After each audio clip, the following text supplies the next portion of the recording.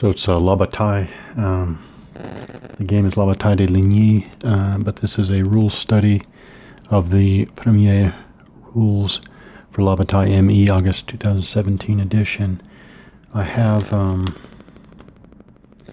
there are some French defenders in Saint-Amand-le-Château, cultivated hexes. By the way, I mentioned before, it's on the terrain effects chart that it explains the green shaded cleared hexes versus the white clear hexes. Game purposes, looks like they're the same. Here we have some advancing French. This is our French units in skirmish order. Then we have our first line there, and behind this we have a second line off the screen. But let's get into movement. I'm going to take this French infantry unit with a movement potential of 9. Right there, movement potential of 9. In skirmish order, they're going to go 1, 2, and 3.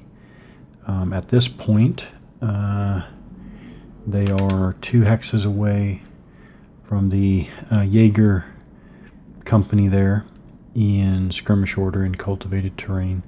So my first question is this an opportunity for what do they call it? I think defensive fire.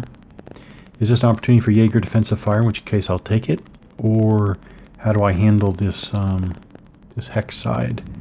Line of sight, hex sides, etc., etc. What I do know is when they move into the cultivated hex, that'll be two movement points to enter the cultivated hexes there.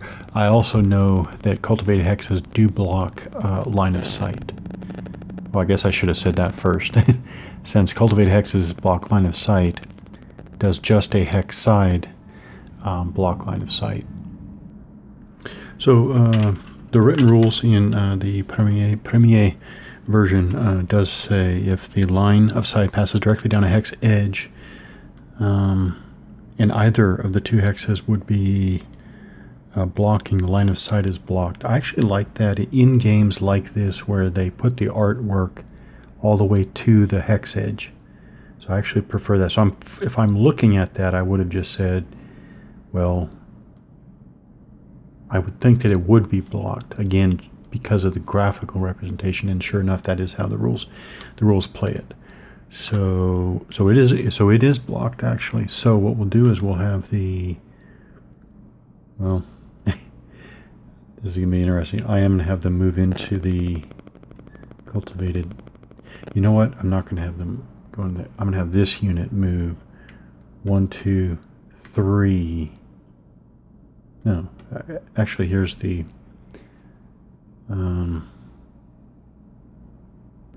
Yeah, actually, even though the Silesian rifles here could fire at range 3, they're not going to, knowing that the French are coming on, so they'll wait and then will hold their fire. So we'll go 3, 4.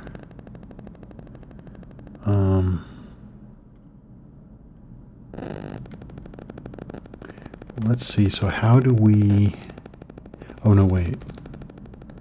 They'll want to fire here because there are more friendly rifles available here. So let's go 1, 2, 3. Now the Silesian rifles will fire at range 2. So there is no terrain considerations here. There's no line of sight now. So we have. It should be in skirmish order. I'm going to verify this, but it should be front, front, front, front, flank, flank, and they fire through their front.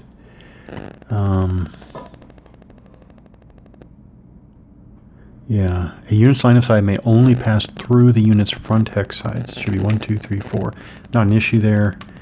Actually, I won't verify that now because that's clearly through a front hex.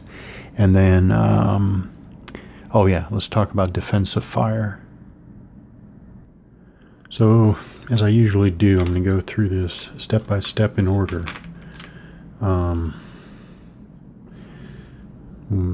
so I can figure out exactly how to resolve this. So let's talk about zone of influence.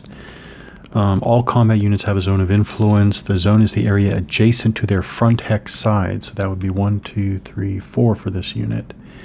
The zone is the area in front of the unit, the one hex. So it's only 1, 2, 3, 4.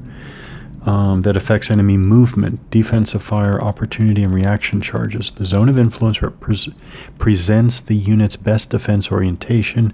When a combat unit enters a hex adjacent to a front hex side of an enemy combat formation, it is said to have entered the opposing unit's zone of influence. My point is, even though the rifles have a range of 3, I guess this unit has not entered its zone of influence. There's one exception to this rule, that's infantry in square, does not exert a zone of influence. Now let's move on to the next paragraph. All units in the enemy zone of influence may receive defensive fire from his opponent during the defensive fire segment of the turn. So we are in the movement phase. The next phase is the defensive fire phase. That, of course, implies that a unit can move all over in front of an enemy unit during this phase and gets defensive fire in the next phase.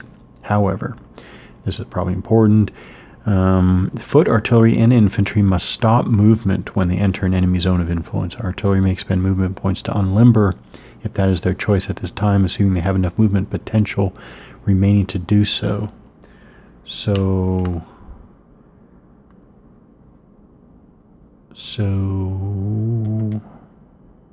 actually that might be realistic considering the age and the art of war at this time. 2 hexes away, they're not doing fire against a moving enemy formation. So here's more. I mean, I was starting to think, okay, is opportunity fire, defensive fire, are they the same? Are they different? But any time a combat unit expends movement points in a hex which has an enemy zone of influence, the non-phasing player, the Prussians in this case, may make an opportunity fire attack upon the phasing combat unit. This includes facing and formation changes if there are movement points used. If a unit okay, we'll skip that. Opportunity fire attacks are just like defensive fire attacks that happen in the defensive fire phase of the chronology of battle, including fire value calculation, column shifts, etc. So I've got all that. The question is, even for a rifle unit and a Jaeger unit with a range of 2, are their zones of influence still just 1 hex? Or are these exceptions that I haven't found yet? And in which case I might have those French in skirmish order hold there. With respect to opportunity fire, anytime a combat formation, this is there actually is an opportunity fire section of the rules. So anytime a combat formation exits a zone of influence or changes formation in a zone of influence, his opponent may initiate opportunity fire. This may happen more than once per turn. Well, I guess while I'm looking at a defensive fire, because I might hold there, and then in which case it will be, the next phase will be the Prussian defensive fire. So I will cover it now. Any combat formation, so this is defensive fire, and there is a separate defensive fire phase. Any combat formation with a fire factor that has an enemy combat formation adjacent to one of its front hex sides. Wait, something's not right here. May fire defensively in the appropriate segment of the chronology of battle at the enemy formation. Defensive fire differs from offensive fire only in that it must be made against it. Oh no, defensive fire differs from offensive fire only in that it must be made against adjacent targets and therefore has a range of 1. There, that's spelled out. So to use the Jaeger's range of 2 or the Silesian rifle's range of 3, I need to wait till my offensive fire phase.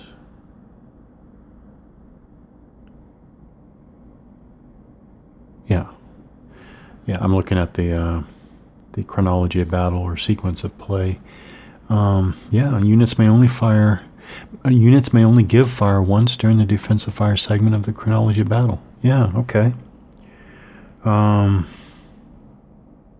I'm not going to do something that I'm not going to do something outlandish just to exercise the rules.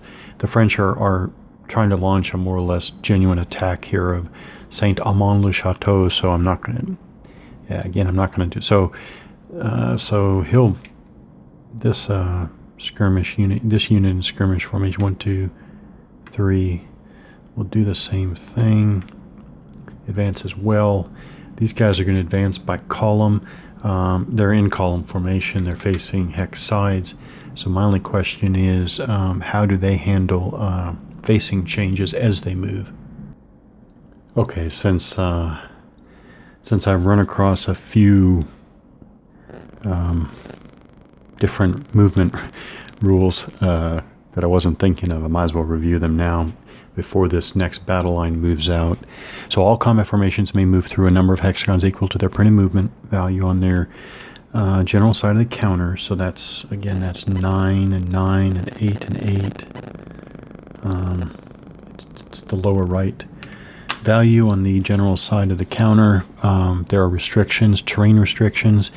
Again, the ones that apply to us are really just clear hexes are 1. The cultivated hexes are 2. If we get to the towns, it's village or woods. Oh, it's still 2 for infantry, but there are other. I mean, obviously, all red roofed buildings that are not special structures are considered town hexes. Village hexes have thatched or brown roofing. Oh.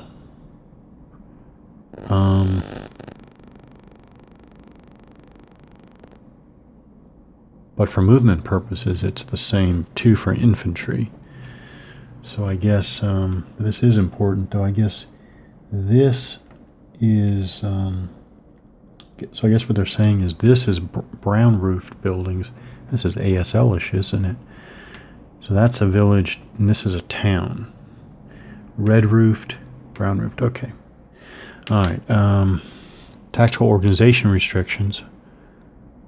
Oh, okay. Units move to their front-facing hex sites. So this is the first thing that I thought. I better get this right. So the next unit to move is going to be this unit right here. They have 3 front hexes. So I think what they're saying is it can move here, not changing facing, here or here, because infantry and column have 3 front hexes. So 1, 2, or 3. So we'll go 1. It takes 1 additional movement increment to change facing. So we'll go 2, and then we'll go 3. Changing facing there. All right, so 1, 2, 3. We'll go 1, 2, 3, and 1, 2, 3, I guess. Okay. All formations, well, there's something about prolonged artillery. Won't deal with that for right now. All formations, this is the second point where I thought I better put something on a recording here. All formations which begin either player's movement phase. I wonder why it says either player's movement phase of the chronology of battle in line formation reduce their printed movement capabilities by 2. It makes sense why you would do that. But why does it say either player's movement phase? I'll see why that is worded that way with more play. Cavalry, we don't have cavalry, but cavalry may freely move or charge through hexes containing friendly units in tirailleur or skirmish order, or all units in carré or square, or friendly limbered artillery or other friendly cavalry formations. Cavalry may not move through or be stacked with any other types of friendly combat formations or units. We'll get to cavalry later. So that is that. So here's a leader back here with another. So 1, 2, 1, 2. Now, this is artillery. So we have 1 artillery battery back here, and it's whatever, ammunition wagon. So how do we move them? Okay, artillery battery, it is limbered on its general side. unlimbered on its specific side. It faces a hex side as I had it. Its movement it does have a different column on the movement chart, but in this case it is still the same, so 1, 2. So that is basically limbered artillery movement. Now, what to do about the ammunition wagon there? So interestingly enough, I didn't find anything on these. I didn't find anything on them, so I'm going to have them trail behind, but I'll look more into those markers, but I really didn't find anything about artillery ammunition or artillery wagons. Yeah. So that is the French movement for the French player turn.